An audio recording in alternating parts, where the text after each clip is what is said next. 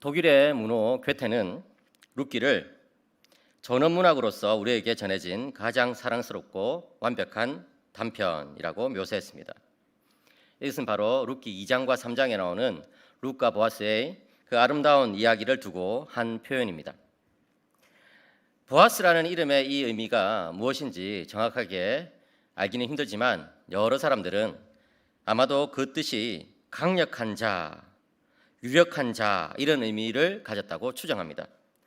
루시라는 이름의 의미 역시 좀 불확실하긴 하지만 여러 사람들은 그 의미가 위로라는 의미를 가졌다라고 추정합니다. 그렇게 본다면 시어머니 라오미에게 위로를 주었던 룻이 강력한 자, 유력한 자 보아스를 만나서 더 큰 위로를 얻게 되는 이야기가 바로 룻기라고 할 수 있습니다. 2장 14절부터 조금 보겠는데요. 거기 보니까 보아스는 룻을 자신의 식사 자리로 초대하고 가까이 오라고 그렇게 말합니다.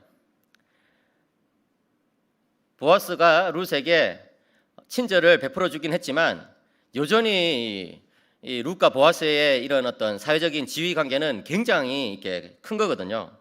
그렇기 때문에 룻은 자신의 신분과 처지를 생각해서 멀리 좀 물러나 있었던 것 같습니다. 그런데 그런 룻을 보아스는 불러가지고 자기 가까이로 초대하고 자신의 떡을 이제 자기 손으로 직접 이렇게 떼서 나눠주는 그런 친절을 보여줍니다. 그리고 또 너희 떡 조각을 초에 찍으라 이렇게 이야기하면서 떡을 그냥 심심하게 먹지 말고 소스에 찍어서 먹으라 이렇게 이야기를 하는 것이죠. 맛있겠죠, 여러분? 예. 그러니까 주인의 이 식탁에 동참시켜주고 또 주인이 즐길 수 있는 이런 어떤 좀 특혜 같은 것들을 즐길 수 있도록 해주는 것이죠. 지금도 우리는 뭐 밥을 먹을 때 친한 사람들하고 밥 먹는 걸 좋아하잖아요. 그런데 이 성경이 기록되어 있던 그 지역 또 그 시대, 그것을 줄여서 이제 고대 근동이라고 표현합니다. 고대, 아주 옛날에 근동이라는 것은 지중해 연안을 뜻하거든요. 그 지역의 풍습은 음식을 함께 먹는다는 것은 친밀함의 표현이고 가족이나 친족, 친구 아니면 그렇게 잘 하지를 않아요. 특별히 룻과 같은 이방인에게 또 오늘 처음 만난 사람인데 이렇게 식사의 자리를 제공하는 것, 또 가까이 와서 먹으라고 환대하는 것, 그리고 또 초에 찍어 먹으라 이렇게 하면서 정말 자신의 것을 나눠주는 이런 것들은 굉장히 따뜻한 마음의 표현인 것이죠. 율법에는 여러분 신명기 10장 19절에 보시면 너희는 나그네를 사랑하라. 전에 너희도 애굽 땅에서 나그네 되었음이니라 라는 말씀이 있습니다. 나그네를 대접하는 것은 신앙인의 표현입니다. 믿음의 표현입니다. 그것은 언약 백성들이 하나님의 성품을 닮았다는 것을 실제적으로 보여주는 것이죠. 여러분, 나그네를 어떤 사람이 잘 대접할 수 있을까요? 내 인생 자체가 나그네 인생이다라고 생각하는 사람이 나그네를 잘 대접할 수가 있습니다. 사랑하는 성도 여러분, 여러분들이 많이 가졌던 적게 가졌던 다 놔두고 떠나야 합니다. 우리의 인생은요 정말 짧지 않습니까? 너무 빨리 지나가 버리지 않습니까? 제가 몇 년 전에 제가 이제 졸업했던 그 대학을 찾아가가지고 10년 만에 찾아가가지고 이제 학교를 좀 한번 둘러본 적이 있습니다. 많은 것들이 변했더군요. 그런데 어떤 것들은 그대로 있어요. 그 뭐 정문의 모양이라든지 또는 뭐 어떤 운동장이라든지 또 학생 식당이라든지 뭐 연못이라든지 어떤 뭐 그런 것들은 그냥 그대로 있어요. 그런데 거기 없는 것은 20대의 저였죠. 젊은 시절에 저는 더 이상 거기 없는 거예요. 이제 40대 중반을 넘겨버린 제가 그냥 그 자리에 서 있는 것이죠. 인생은요 금방 지나가 버립니다. 그런 사람이 나그네를 잘 대접한다는 것이죠. 신약에 와서도 나그네를 환대하는 것은 매우 중요한 일이었습니다. 제가 한때 이제 사도행전을 묵상하다가 깨달은 것이 있는데 사도행전을 보면 이제 사도 바울이 1차, 2차, 3차 이제 선교 여행을 떠나잖아요. 그런데 그 선교 여행에 아주 중요한 하나의 어떤 규칙, 패턴이 발견이 돼요. 그게 뭐냐면 이 바울이 어떤 낯선 지역에 딱 갔는데 그 지역에서 누군가가 바울을 환대하고 잘해주면 그곳에 그 마을에 복음의 문이 열려버리는 거예요. 근데 바울이 어떤 낯선 곳에 갔는데 바울을 처음 만난 사람들이 막 핍박하고 좀 싫어하고 환대하지 않으면 그곳에 복음의 문이 닫혀버리는 거예요. 그런 어떤 특별한 이 패턴이 규칙이 사도행전에 계속 나오더라고요. 그래서 제가 이 학자니까 이걸로 논문을 한번 써봐야 되겠다 해가지고 이제 자료를 딱 모으는 중에 벌써 누군가가 논문을 썼더군요. 여러분 성경은요 2000년 전에 이제 기록이 다 돼가지고 너무 많은 사람들이 연구를 해가지고 이게 내가 이거를 딱 깨달았다 싶으면 벌써 뭐 다 연구를 해버렸어요. 네. 그런데 어쨌든 여러분 환대라는 것이 그 정도로 중요하다. 현대 교회의 중요한 특징이 뭐냐면 유동성입니다. 계속해서 바뀌고 있다는 것이죠. 여러분 현대 사회의 특징이 바로 그런 거예요. 전 세계 사람들이 끊임없이 움직이고 있어요. 예? 직장으로, 결혼으로, 학교로, 뭐 여행으로, 뭐 여러 가지 이유로 계속 사람들이 돌아다닙니다. 아마도 우리 교회도 제가 잘 모르겠지만 뭐 청년들이 들어왔다가 떠났다가 또 가족들이 이사 왔다가 떠났다가 하는 일들이 반복될 것입니다. 그런데 그런 상황에서 우리가 만약에 내가 평생 동안 같이 신앙생활을 할 사람만 잘해줘야지 이렇게 생각하는 것은 그 옳지가 않은 거예요. 우리가 지금 뭐 성경학교 또 수련회 이런 것을 했을 때 저 애는 뭐 어떤 집사님 아들이고 쟤는 어떤 권사님 뭐 손녀딸이고 뭐 이렇기 때문에 그 애들한테만 잘해줘야지 이거는 옳지 않은 거예요. 교회에 처음 오는 아이들, 교회에 정말 얼마나 있다가 떠날 그런 청년들, 예? 그런 가족들을 우리는 정말 사랑으로 환대하고 잘 대해줘야 된다는 거예요. 그래야지 우리가 하나님의 사랑을 보여주는 교회가 되는 것이지 그렇지 않고 굉장히 좀 폐쇄적이다, 닫혀있다 이러면 안 되는 거예요. 특별히 한국 사회는 점점 더 다문화 사회가 되고 있잖아요. 다문화 가정이 점점 늘고 있잖아요. 그럴 때 우리는요 그런 사람들에 대해서도 열린 자세로 대해야 되는 거예요. 예. 그것은 나그네를 보호하시는 하나님을 믿는 언약 백성의 기본적인 태도입니다. 디모데전서 3장 2절에 보시면은 감독 즉 목사와 장로의 기본적인 자격 조건이 나오는데요. 그 중에 하나가 뭐냐면은 나그네를 잘 대접하는 거예요. 나그네를 잘 대접하는 것을 보면요, 그 사람의 어떤 사랑을 실천하는 어떤 기준을 알 수 있거든요. 내가 베푼 만큼 돌려받아야 되겠다 이렇게 생각하는 사람은요 나그네를 잘 대접할 수가 없겠죠. 그렇지만 그냥 조건 없이 그냥 이유 없이 이렇게 사랑을 베푸는 분들은 나그네도 잘 대접하게 돼 있는 거예요. 여러분들 주변에 나그네가 있습니까? 또는 나그네가 아니라 할지라도 그냥 내가 그냥 마냥 사랑을 베풀어야 되는 그런 사람들이 있습니까?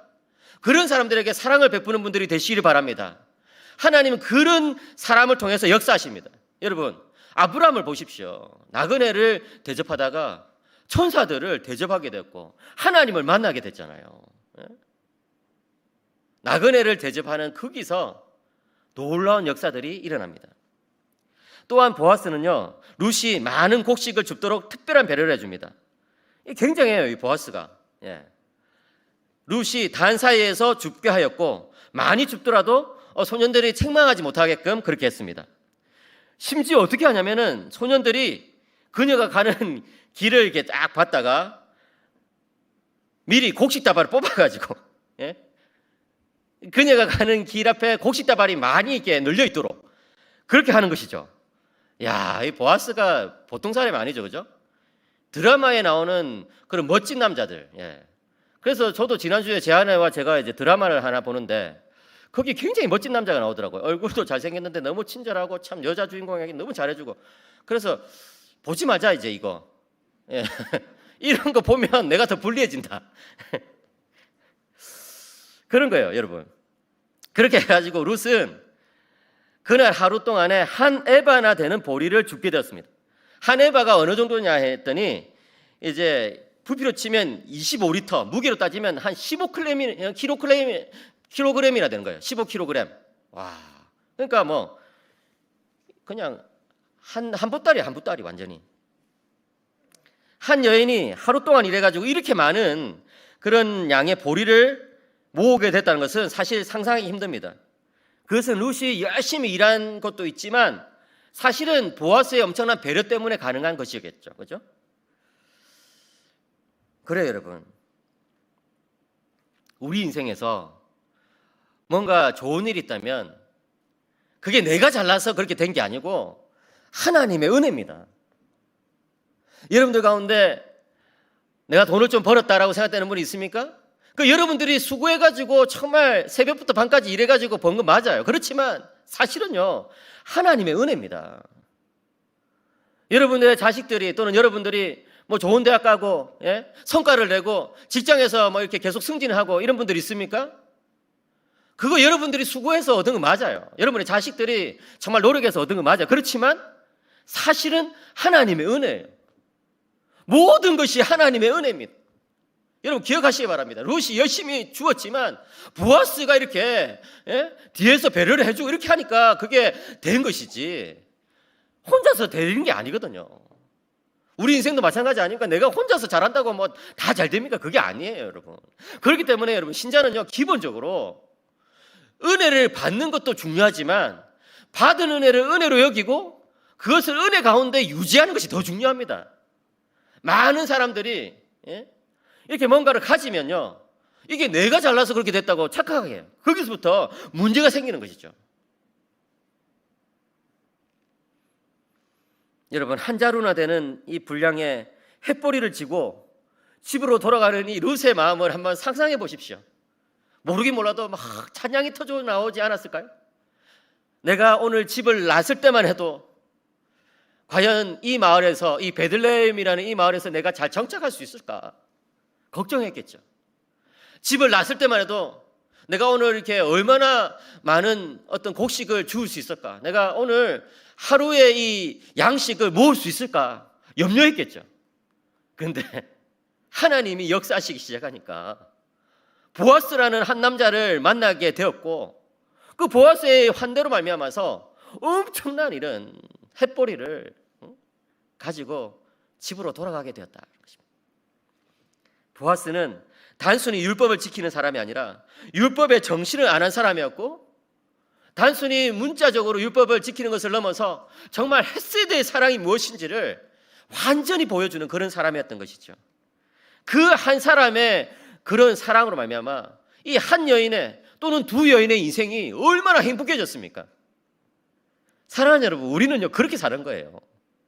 사실 따지고 보면 보아스가 했던 이런 친절한 행위, 그것이요 보아스 자신에게는 그렇게 대단한 일이 아니에요.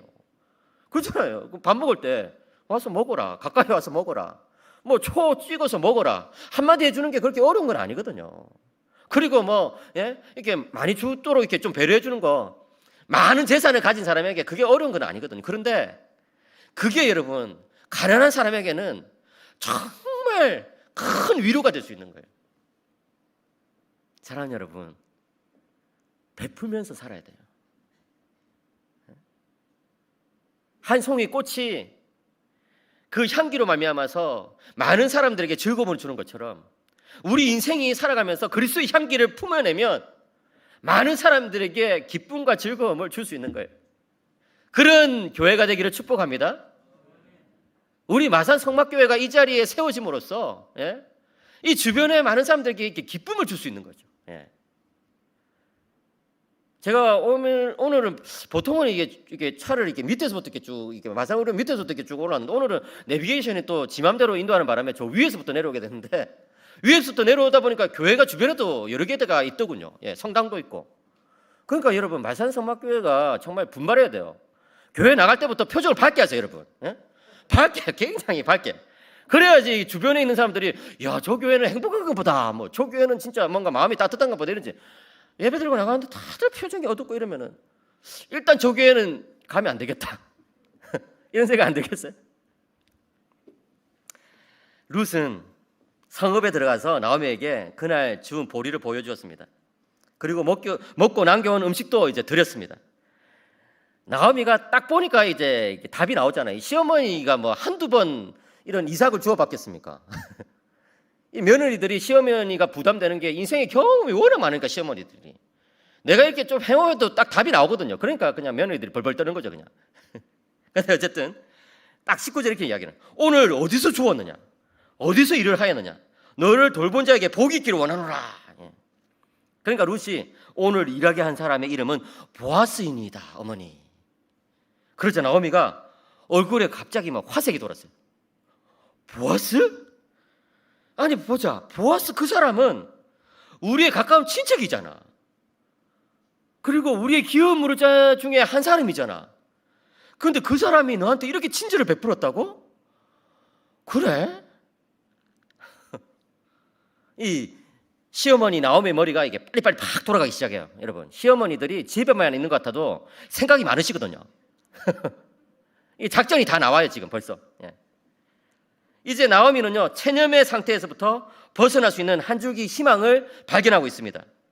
죽은 남편 엘리멜렉의 땅을 회복할 수 있는 그런 길이 열렸기 때문에 그런 거예요. 이런 것을 알기 위해서는 우리는 율법을 좀 알아야 돼요, 여러분. 구약 성경에 뭐 여러 언약들이 나오지만 제일 중요한 두 언약을 뽑으라고 한다면 저 같은 경우에는 이제 아브라함 언약, 제가 설명했죠. 이 창세기 12장에 나오는 아브라함 언약 기억나십니까? 이 아브라함의 오각형 기억나시죠? 뭐예요? 땅, 자손, 명성, 관계, 복. 벌써 다 까먹으셨습니까? 그러니까 목사가 감사한 거예요. 이렇게 몇 주 전에 설교도 다 까먹으시니까 설교 또 하고 뭐 재탕 삼탕 할 수도 있고 뭐 죄송합니다. 어쨌든 땅, 자손, 명성, 관계, 복. 이 창세기 12장에 나온 아브라함의 언약. 또 중요한 것이 모세 언약이에요. 모세 언약은 출애굽기 19장 이하에 쭉 나오거든요. 이 모세 언약이 중요한 것은 율법 때문이에요. 율법의 그 많은 조항들, 그죠? 512개라고 하잖아요. 제가 세어보지는 못했지만 그 많은 조항들이 이제 이스라엘의 그 삶을 통제하고 지도하고 있거든요. 그렇기 때문에 여러분 우리가 율법을 이해하지 못하면은 구약 성경의 뭐 역사서, 시가서, 선지서를 제대로 이해하기 힘들 뿐만 아니라 사실은 신약 성경도 제대로 이해하기 힘들어요. 그렇기 때문에 이 부분을 좀 설명할 필요가 있습니다. 여러분 율법에 따르면요 두 가지 중요한 규정이 나옵니다. 하나는 땅에 대한 규정이고요. 다른 하나는 이 자손에 대한 규정인데요. 그것이 또 역시 이제 아브라함 언약과 어떻게 연결되고 있구나 하는 것을 우리는 알게 되죠. 땅, 자손, 명성, 관계 복이니까. 땅에 대한 규정을 먼저 설명하겠습니다. 레위기 25장 25절에 보면요 이런 말씀이 나옵니다. 만일 내 형제가 가난하여 그의 기업 중에 얼마를 팔았으면 그에게 가까운 기업 물을 자가 와서 그의 형제가 판 것을 물을 것이요. 여기 기업 물을 자라는 것은 고엘이라고 표현합니다. 한번 따라해 볼까요? 고엘. 감사합니다.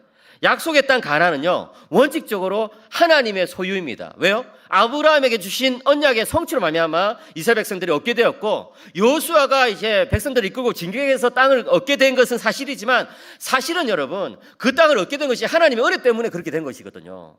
오랫동안 애굽에 노예살이 하던 그 사람들 그리고 그 사람들의 자손들이 어떻게 철병교를 가진 그런 가나안 사람들과 싸워서 이기겠냐고요.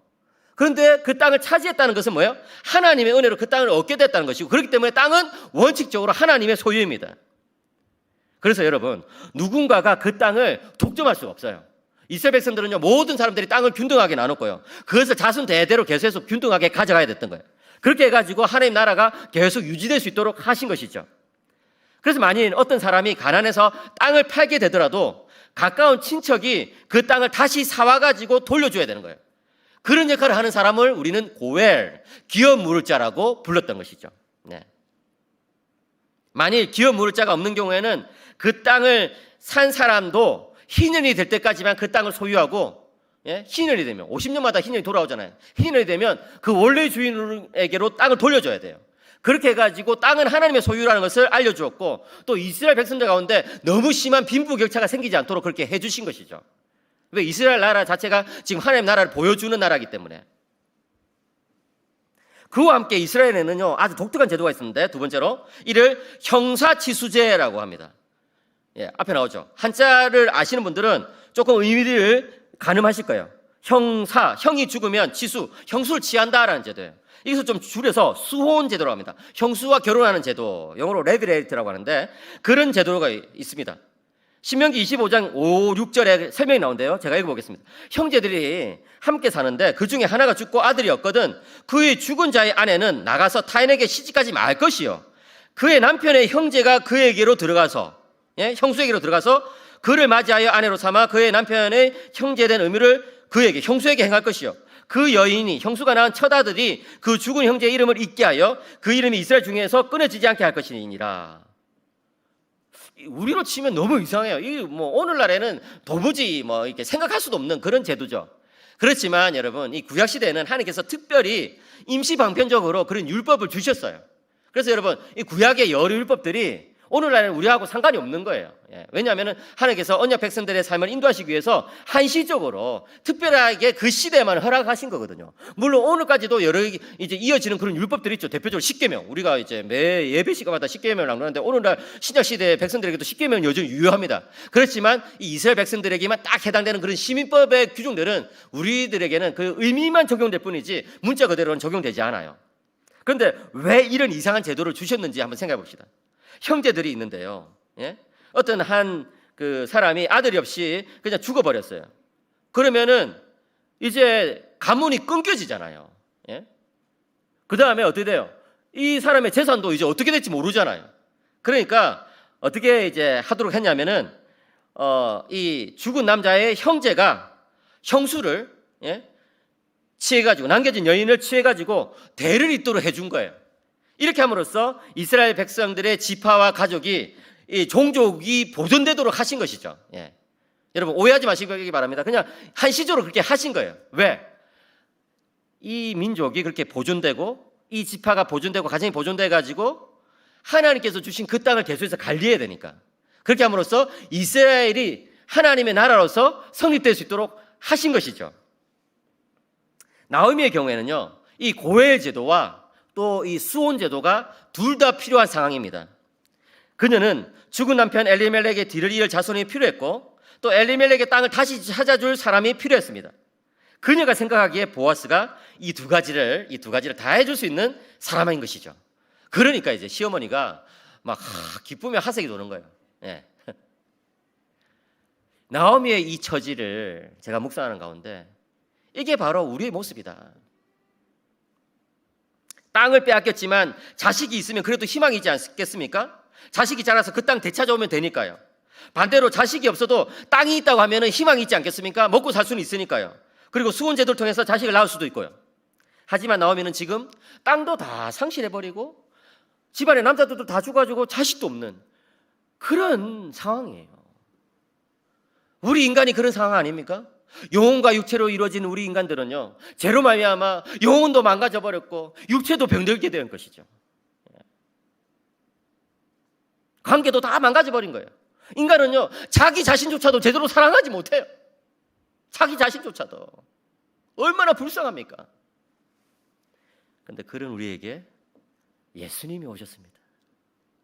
예수님이 오셔서 우리의 영혼을 부활시켜 주셨습니다. 믿으시기 바랍니다. 여러분들의 영혼은 이미 부활한 거예요. 그런데 이제 다만 육신의 부활을 기다리고 있는 것이죠. 언제 육신의 부활이 일어납니까? 예수님께서 재림하실 때에. 사랑하는 성도 여러분, 그날을 소망하시기를 축복합니다. 그날이 될 때까지 예수님을 꼭 붙들고 살아가시기 바랍니다. 그러면요, 예수님을 붙들면요, 자기를 긍정하게 돼요. 예수님 안에서 자기를 올바르게 이해하게 돼요. 가끔씩 보면요, 자기를 미워하는 사람이 있어요. 가끔씩 보면 자기의 삶을 막 저주하는 사람이 있어요. 그러지 마세요, 여러분. 예수님이 여러분들을 사랑하시는데 왜 여러분이 여러분 자신을 그렇게 포기한단 말입니까? 가끔씩 보면요, 관계가 너무 깨져버린 분들이 있어요. 여러분, 예수님 안에서 다시 그 관계 회복할 수 있습니다.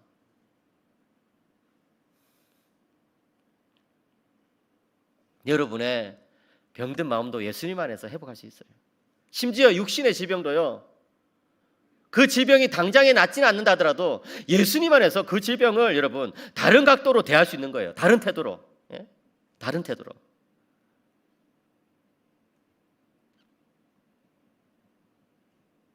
제가 며칠 전에 코로나에 걸렸다고 했잖아요. 코로나 걸리니까 이제 한 며칠은 참 몸이 아팠어요. 근데 예수님을 묵상하니까 그래, 이런 것도 예수님 안에서 이겨내야 되겠다. 희망이 드는 거예요. 소망이 생기는 거예요. 여러분, 육신의 질병이 있습니까? 그걸 가지고 막 신세 한탄하면서 내가 왜 이렇게 아프냐 이러면요, 더 아파요. 그냥 몸이 더 아파. 그러지 말고 여러분 마음을 좀 달리 한번 생각해 보세요. 내 육신이 이렇게 병들었지만 그래도 내가 예수님과 함께 하잖아. 예. 그래도 지난 인생 그래도 내가 주님과 함께 살아왔잖아. 마음을 좀 바꿔보세요.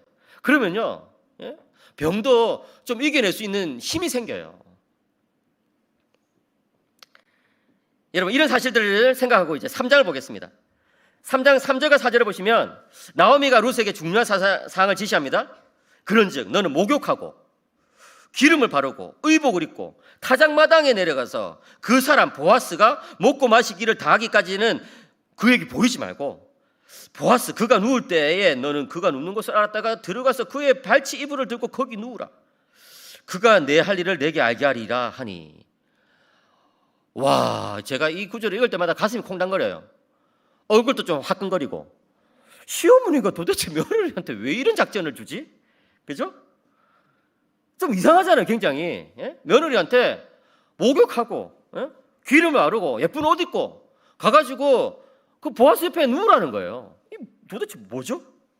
보리추수와 밀추수가 다 끝나는 이 지난 2달 동안 나오미와 룻은 보아스가 어떤 사람인지 충분히 관찰했을 것입니다.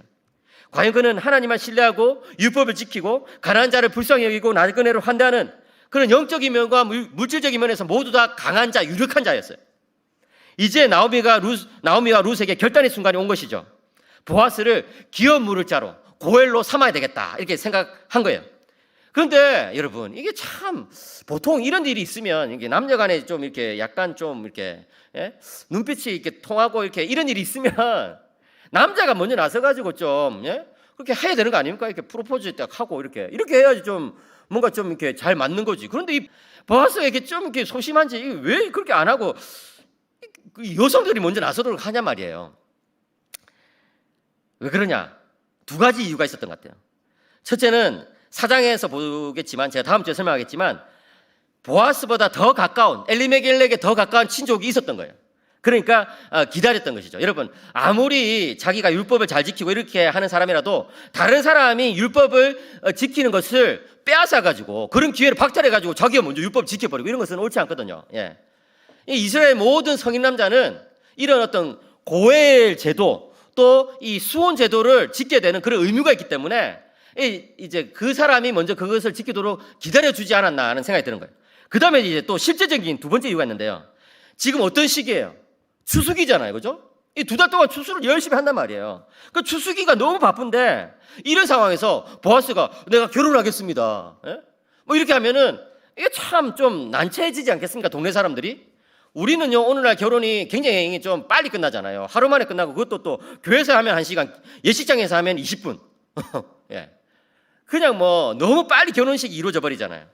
그런데 구약시대나 또 신약시대의 이스라엘의 결혼 풍습은요 그런 게 아니라 이 동네 사람들 다 초청해가지고 일주일 동안 이렇게 결혼식을 진행하는 거예요. 막 축제를 진행하는 거예요.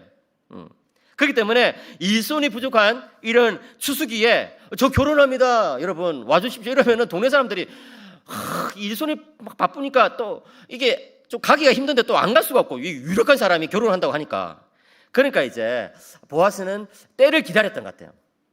그런데 그런 보아스의 마음을 어떻게 합니까? 그죠? 나오미와 룻의 입장에서 보자면 속이 타잖아요. 이제 추수기가 끝나고 이제 다 끝나고 나면은 보아스가 이제 그냥 성읍으로 들어가 버리고 그 남자 언제 또 만날지 어떻게 알아요? 예?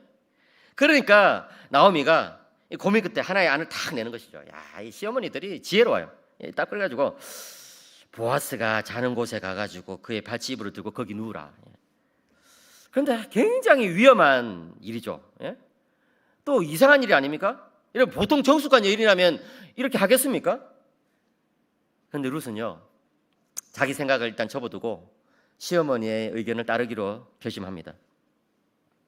7절 이하를 볼까요? 예. 이 신앙인의 일생일대의 결단이 나오고 있습니다. 7절 이하를 보니까 진짜 나오미가 말한 것처럼 이제 그런 일이 벌어져요. 보통 이제 주인들은 그냥 추수기 끝나면 성읍으로 들어가 버리는 경우도 많았지만 이 보아스처럼 참 좋은 주인은요 일꾼들을 저녁까지 격려하고 또 같이 이제 막 이제 파티도 하고 이렇게 해가지고 그냥 마지막 날 이제 이 밭에서 같이 자는 경우들이 또 있었거든요. 보아스가 그런 사람이었어요. 먹고 마시고 마음이 즐거워가지고 이제 곡식 단 더미 끝에 이제 보아스가 딱 누워서 자는 거예요. 자기 집에서 편하게 잘 수도 있는데 그렇게 하지 않고 일꾼들과 함께 그렇게 이제 자는 거죠.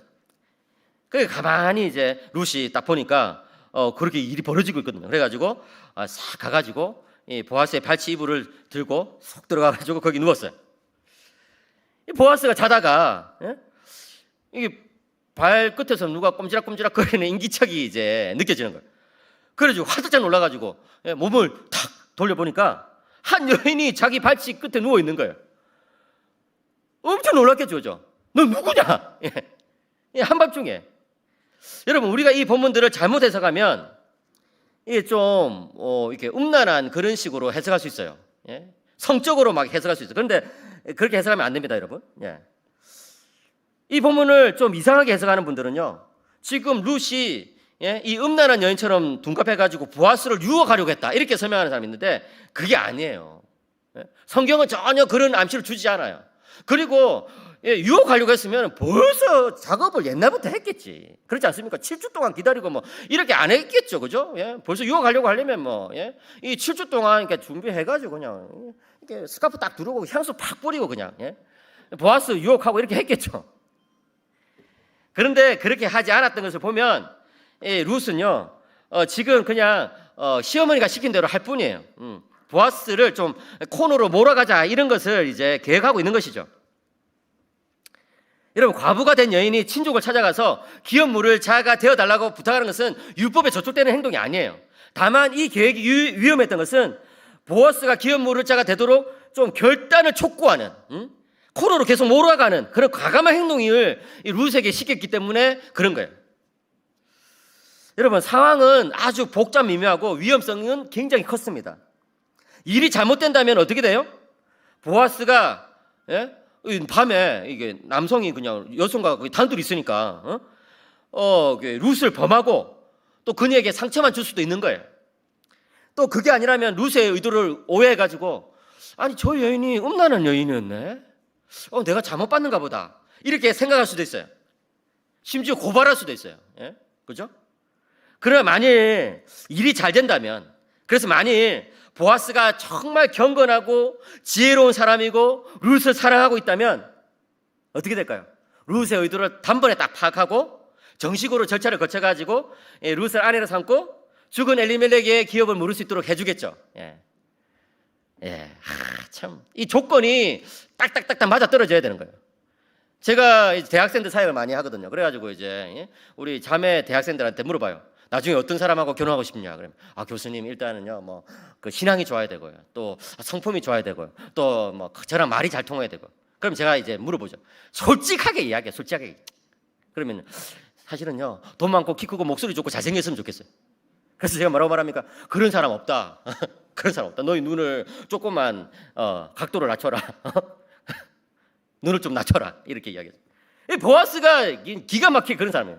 보아스가 지혜롭고 그렇죠? 경건하고 율법을 잘 알고 룻을 사랑하는 그런 사람인 거예요. 지금 룻은요 지난 2달 동안 보아스를 지켜보면서 그가 함부로 자신을 범할 남자는 아니다 이렇게 생각을 했어요. 또 그가 자신의 의도를 오해하지 않을 것이라고 생각을 했겠죠.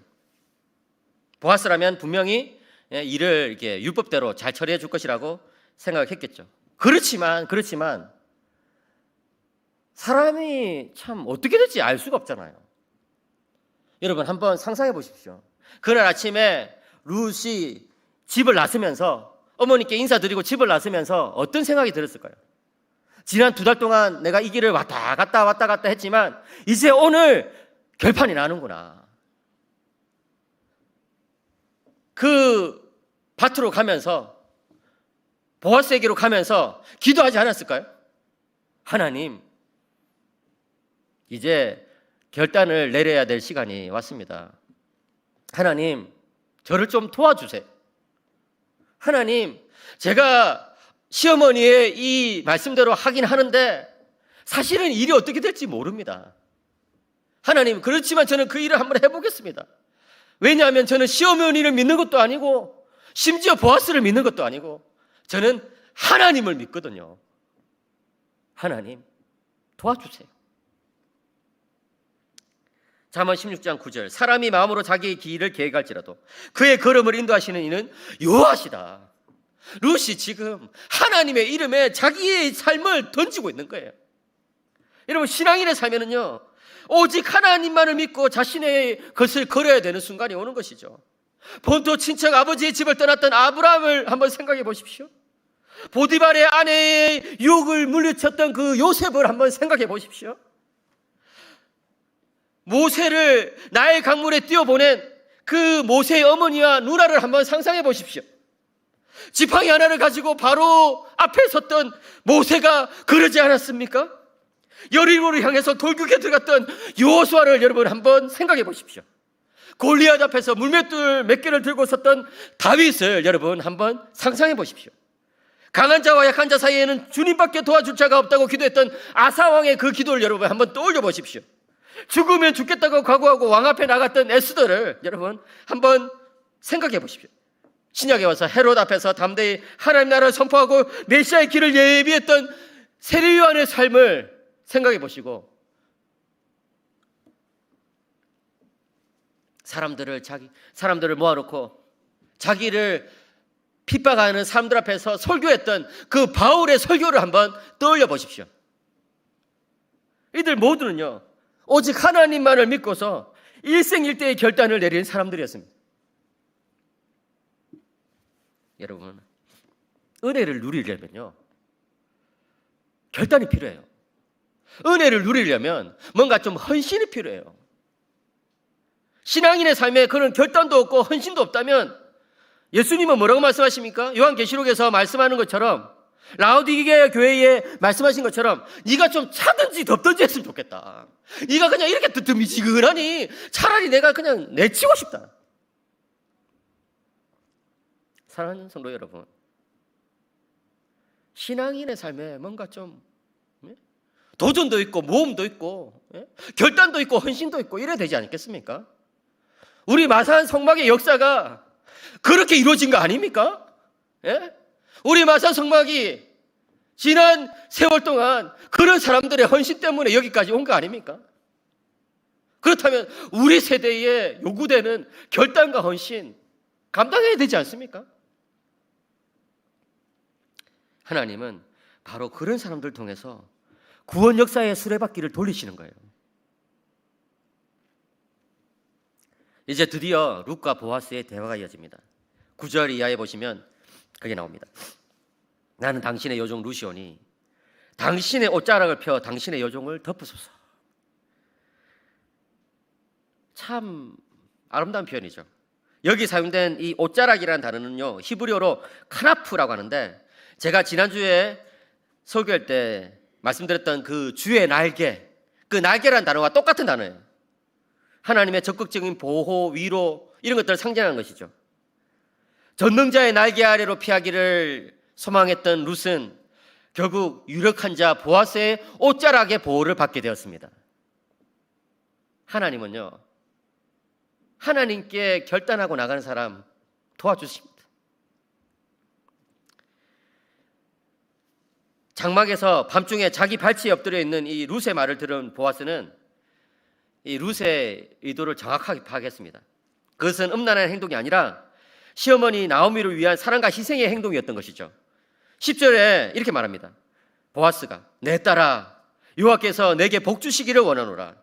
내가 가난하건 부하건 젊은 자를 따르지 아니하였으니 내가 베푼 은혜가 처음보다 나중에 더하도다. 무슨 말일까요? 이 룻은요, 11절에 나온 것처럼 이제 그 베들레헴 성읍의 현숙한 여인이라고 소문이 점점 더 좋아졌던 것 같아요. 야, 저희 여인 정말 좋은 것 같아. 그러면요, 어때요? 룻은 마음만 먹으면 다른 남자를 만나가지고 결혼할 수 있잖아요. 어쩌면 보아스보다 조건이 더 좋은 사람을 만날 수도 있겠고요. 특별히 이 젊은 남자를 만나가지고 결혼할 수도 있었을 거예요. 청산가부가 되어서 고생을 많이 했기 때문에 기왕 결혼한다면 자신을 평생 동안 지켜줄 수 있는 그런 사람을 만나서 결혼하면 좋잖아요. 근데 룻은 그렇게 하지 않았어요. 왜요? 나오미 때문이잖아요. 나오미. 룻이 젊은 남자 만나서 결혼을 하면 자신의 삶은 평생 동안 보장이 되지만 나오미는 이제 끝이거든요. 이제 나오미하고는 이제 아무런 관련이 없잖아요. 나오미는 지금 죽은 남편의 기업 물을 사람을 찾고 있기 때문에 그런 것이죠. 룻은 시어머니에 대한 충절을 끝까지 지키기를 원했고, 그것 때문에 다른 남자에게 눈길을 주지 않고 그냥 보아스만 바라보고 있는 거예요. 여러분, 참 이게 멋지지 않습니까? 네가 베푼 인애가 처음보다 나중이 더하도다. 우리 그리스도인들은요, 그렇게 살아야 되는 거예요. 힘들 때도 하나님이지만, 일이 잘 풀렸을 때도 하나님. 돈이 없을 때도 하나님이지만, 이제 돈이 생겼을 때도 하나님이에요. 대학 입시 준비할 때, 그때 긴장될 때도 하나님이지만, 좋은 대학에 합격했을 때도 하나님이에요.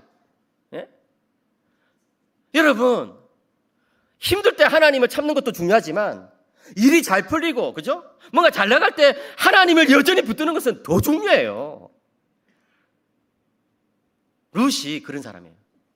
로마서 1장에서 말하는 것처럼 믿음에서 믿음에 이르게 하나니 너의 베푼 인애가 처음보다 나중이 더하도다. 보아스가 딱 알아차리는 거예요. 11절에 보아스가 룻에 대해서 뭐라고 말합니까? 네가 현숙한 여자인 줄을 나의 성읍 백성이 다 아느니라. 이 현숙한 여성 이야기하면 딱 여러분 기억나는 성경장 있잖아요. 잠언 31장. 잠언 31장이 현숙한 여인에 대해서 쭉 나오거든요. 그죠? 우리말 성경은요, 사사기 다음에 룻기가 나오고 사무엘상이 나오잖아요. 그래서 사사기의 이 어두운 시대에도 룻이라는 이 믿음의 사람을 통해서 하나님께서 구원 역사의 수레바퀴를 다시 돌리고 있구나, 뭐 이런 것을 우리는 알 수 있죠. 그런데 이제 이 히브리 성경이 있어요. 히브리어로 된 히브리 성경은요, 그 성경 배열이 우리 구약 성경과 좀 달라요. 히브리 성경 배열은요, 잠언 다음에 룻기가 딱 나와요. 그러니까 히브리 성경을 쭉 읽다 보면 어떤 느낌이 들까요? 잠언 31장에 나오는 이 현숙한 여인이 누구다? 룻이다. 예수님은요, 율법의 가장 큰 계명이 하나님을 사랑하는 것과 이웃을 사랑하는 이 사랑의 이중 계명이 율법의 제일 큰 계명이라고 말해요. 현숙한 여인 룻은요, 이 사랑의 이중 계명을 지킨 사람이에요. 모압의 신들을 사랑하지 않냐고 하나님만 사랑했습니다. 자신의 시어머니 나오미를 자기 몸과 같이 사랑하고 섬겼습니다. 사랑하는 우리 성막 가족 여러분, 사랑의 이중 계명이 우리 삶을 인도해야 됩니다. 이게 바로 불기둥과 구름기둥이에요. 여러분 인생의 중요한 그런 어떤 결정을 할 때에 내가 이 결정을 하나님의 사랑하고 이웃을 사랑하기 때문에 하는 것이냐? 그러면 그 결정은 맞아요. 너무 복잡하게 생각할 필요 없어요, 여러분. 어떤 인생에 중요한 어떤 문제들이 많잖아요. 이 직장인가 저 직장인가 이 사람인가 저 사람인가 막 여러 가지 중요한 결정을 할 때에 하나님을 사랑하는 것과 이웃을 사랑하는 이 두 가지 조건이 만족되면요, 그 길은 맞아요. 룻이 참 그런 사람이었어요. 저는 보아스도 보아스지만 이 룻도 참 너무 멋있잖아요. 그러니까 제가 아들 하나 딸 하나가 있는데 아들은 룻과 같은 사람 만나가지고 결혼하면 좋겠고 이 딸은 보아스 같은 남자 만나서 결혼하면 좋겠다, 이런 생각이 이제 좀 드는 거죠. 이제 12절 이하에서 보아스는 일을 진행시킬 가장 좋은 안을 설명합니다. 보아스가 기업 물을 사람이 되면 좋겠지만 기업 물을 자로서 보아스보다 더 가까운 사람이 있다는 것이 문제였어요. 보아스는 일을 이제 법대로 이 순차적으로 진행시켜 갑니다. 먼저 그 사람에게 선택권을 주고 그 다음에 자기가 결정을 해야 된다는 것이죠. 여러분 우리는요, 간혹 목표와 의도가 좋으면 절차는 무시해도 좋다 이렇게 착각할 때가 있어요. 그런데 그게 아니에요. 그건 하나님의 방법이 아니에요. 하나님의 방법은요, 언제나 선한 일을 선한 목표와 선한 의도를 가지고 올바른 절차대로 진행하는 거예요. 가끔씩 직장생활 하다 보면 의도는 좋으신데 절차를 안 지켜가지고 다른 사람들을 좀 힘들게 만드는 분이 있거든요. 이 교회도 마찬가지예요. 예? 우리 부서에 뭐 장이라든지 또는 우리 장로님들이 좋은 의도가 있으면 그거 참 좋아요. 그렇지만 그 좋은 의도를 좋은 절차대로 진행시켜 나가야 된다는 거예요. 그렇지 않으면 어떻게 돼요? 이게 반발이 생기거나 후유증이 남죠. 보아스는 경건한 사람일 뿐만 아니라 지혜로운 사람이에요. 14절에 보면 보아스는 또다시 또 룻에게 인애를 베풉니다. 일단 그는요, 룻이 정숙한 여인이라는 평판을 지켜주기를 원해요. 그래서 룻이 타당마당에 들어온 것을 다른 사람이 알지 못하게 하려고 어두울 때에 이제 그녀를 집으로 돌려보낸 것이죠. 야, 이것도 참 대단하죠. 여러분 우리는요, 나만 떳떳하면 됐지. 뭐 다른 사람에 대해서 내가 다른 사람이 나에게 뭐라고 말하든 나는 떳떳합니다, 이렇게 생각하는 사람이 있어요. 그런데 그게 아니에요. 내가 아무리 떳떳하더라도 다른 사람의 어떤 평판, 다른 사람의 평가 이런 것도 좀 신경 써야 돼요. 사도 바울은 고린도전서 10장 23절, 24절에서 뭐란 말이에요? 모든 것이 가나 모든 것이 유익한 것은 아니요. 모든 것이 가나 모든 것이 덕을 세우는 것은 아니니 누구든지 자기의 유익을 구하지 말고 남의 유익을 구하라. 예? 신자라면요, 언제나 하나님 중심으로 생각해야 돼요. 그리고 또 다른 사람들을 배려할 수가 있어야 돼요. 보아스가 만약에 나는 떳떳하다. 나는 오늘 이 밤에 여인이 자기 타작마당에 찾아왔지만 아무 일 없었다. 그래가지고 그냥 뭐 낮이 훤할 때 룻을 돌려보내고 이러면요, 사람들이 오해할 수 있잖아요. 그죠? 특별히 하나님의 사람들은 성경책을 워낙 많이 읽어가지고 상상력이 풍부하거든요. 저 사람들 도대체 무엇을 했을까? 이러면서 막 상상력이 돌아가거든요. 이게 이제 보아스가 그렇게 이제 오해하지 않도록, 예? 그렇게 하는 거예요. 그래서 나 자신이 떳떳하더라도 다른 사람의 평판을 지켜주고 또 그 사람 보여주고 하는 것들이 필요하다는 거예요. 이게 권덕의 원리인 것이죠. 또 15절에 보니까 보아스는 룻이 돌아갈 때 그냥 빈수로 돌아가지 않고 보리를 또 6번이나 대가지고 6번이나 확 대가지고 줍니다. 이 행동도 두 가지 의미가 있어요. 첫째는요, 보아스는 자신의 말이 확실하다는 징표를 준 거예요. 그렇죠? 룻이 아무것도 없이 그냥 돌아간다면 조금 불안할 수도 있겠죠. 그렇지만 이 보리를 이제 가져가가지고 자기도 안심하고 또 시어머니 나오미에게도 안심을 시켜줄 수 있는 거예요. 또 둘째로 보아스가 가난한 사람들의 처지를 생각해 준 거예요.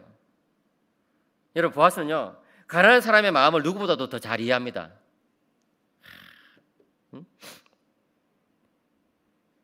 추수 마지막 날 이렇게 또 이렇게 많이 이렇게 가져가면 이 또 룻이 마음이 또 훈훈해지잖아요, 그죠?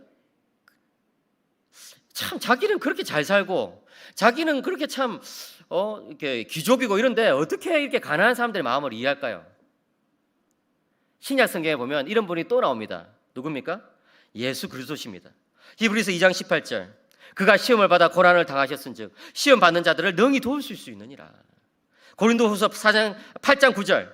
우리 주 예수 그리스도의 은혜를 너희가 알거니와 부유하신 이로서 너희를 위하여 가난하게 되시면 그의 가난함으로 말미암아 너희를 부유하게 하려 하심이라. 그래요. 우리 예수님은 부유하신 분이에요. 모든 것을 다 가지고 계신 분이세요. 그렇지만 우리를 위해서 가난해지셨어요. 왜요? 우리에게 자신의 것을 나눠주시기 위해서. 예수님은 죄가 없으신 분이시고 죄를 지을 수도 없는 분이세요. 시험을 다 이기신 분이세요. 그렇지만 우리가 시험을 받을 때에 예수님은 우리를 동정해 주시고 함께 그 시험을 겪어주세요. 왜요? 우리의 처지를 이해해 주시는 것이죠. 이제 16절 이하에서 룻은 시어머니 나오미에게 가서 모든 것을 보고합니다. 나오미는 크게 기뻐합니다. 18절에 내 딸아, 이 사건이 어떻게 될지 알기까지 앉아있으라. 그 사람이 오늘 이 일을 성취하기 전에는 쉬지 아니하리라 하니라. 그들의 믿음의 결단이 적중한 거예요. 하나님께서 받으신 거예요. 그 믿음을. 그 사람이 오늘 이 일을 성취하기 전까지는 쉬지 아니하리라는 이 말은 하나님의 열심이 보아스를 통해서 나타날 것을 표현한 것이죠. 여러분, 이것이 바로 신앙인이 누리는 비밀이고 은혜입니다. 내 뜻대로 하지 아니하고 하나님 뜻대로 했더니 하나님이 일이 다 되도록 해주시더라. 여러분, 기억하시기 바랍니다. 하나님이 움직이시는 인생이 되어야 돼요. 예? 내가 그냥 바동 이래가지고 내가 이것도 붙잡고 저것도 붙잡고 이런 인생이 아니라 하나님이 그냥 확 이끌어주시는 그런 인생이 되어야 돼요. 고린도전서 2장 9절에서 사도 바울은 이렇게 고백합니다. 기록된 바 하나님이 자기를 사랑하는 자들을 위하여 예비하신 모든 것은 눈으로 보지 못하고 귀로 듣지 못하고 사람의 마음으로 생각하지도 못하였다 한과 같으니라. 하나님이 움직이시게 하시면요, 우리의 상상 이상의 일이 벌어지는 거예요. 그래서 필요한 것은 뭡니까? 하나님께 맡기는 거예요. 여러분, 자식 때문에 걱정되는 분들이 계십니까? 그 자식을 하나님께 맡기세요. 삶에 어려움이 있는 분들이 계십니까? 그것을 하나님께 맡기세요. 뭔가 좀 결단이 필요한 분들이 있습니까? 믿음 안에서 결단하십시오. 찰스 스펄전 목사님은 이렇게 말씀하십니다. 창조주께 곧장 나아가십시오. 그리고 하나님 안에서 모든 것을 발견하십시오. 그래요, 여러분. 우리가 하나님 바깥에서 이것도 가지고 저것도 가지고 이렇게 하다 보면요, 우리는 하나님도 놓치고 이것저것 다 놓쳐버리게 되는 거예요. 그런데 우리가 이 세상 것들을 잠시 내려놓고 하나님께 우리들의 것을 다 맡기고 구하면 하나님을 만날 뿐만 아니라 하나님께서 책임져 주시는 인생이 되는 거예요. 사랑하는 여러분, 그런 인생이 되시기를 축복합니다. 그런 인생이 되도록 해달라고 이 시간에 기도하시기를 바랍니다. 기도할 때요, 하나님께 나아가기를 원합니다. 하나님께 맡기는 인생이 되기를 원합니다. 여러분 보십시오. 보십시오. 룻과 나오미 아무것도 없잖아요. 그런데 하나님께서 채워주시잖아요. 여러분 인생에 뭔가 힘든 거, 어려운 거, 답답한 거, 이게 정말 이렇게 막 실타래처럼 꼬여있는 거, 이 시간 하나님께 맡기시길 바랍니다. 하나님께 맡기면요, 내가 생각하는 것보다 더 놀라운 일이 이루어져요. 여러분, 이 시간에 기도합시다. 주님께 맡깁니다. 주님께 맡깁니다. 주님께서 일해 주시기를 원합니다. 주님께서 해결해 주시기를 원합니다. 그리고 여러분들 가운데 은혜가 이미 나에게 주어졌다라고 생각되는 분들, 다른 사람보다 지금 내가 좀 일이 잘 되고 있다는 분들, 특별히 기도하시기 바랍니다. 주님, 이 받은 은혜를 은혜답게 쓰기를 바랍니다. 기도하시기 바랍니다. 이 두 가지 기도 제목으로 같이 기도하면서 나가겠습니다. 기도하겠습니다.